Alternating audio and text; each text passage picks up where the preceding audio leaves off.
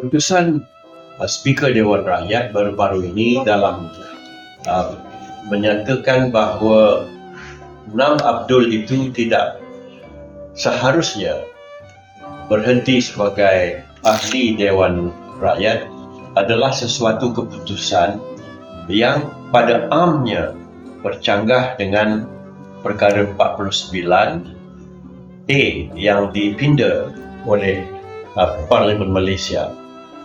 Dikatakan begitu, pertama harus dimaklumkan dan diketahui serta dihormati semangat pindaan.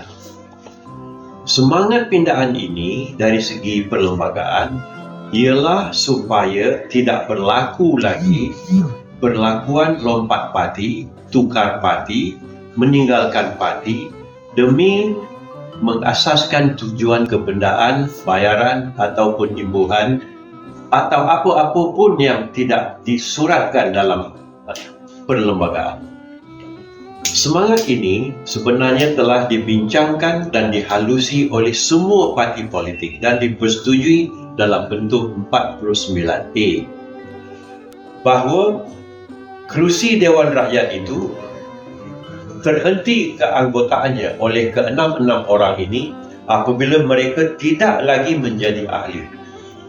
Dan keheranan rakyat tentu sekali kenapa mereka atas keputusan yang dibuat oleh Yang di-Pertua Dewan Rakyat dibenarkan terus duduk sebagai anggota.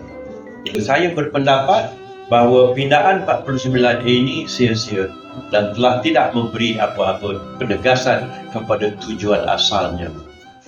Dalam pada itu, akan berterusanlah orang yang akan lompat parti dan akan menghuru-harakan keadaan politik negara kita.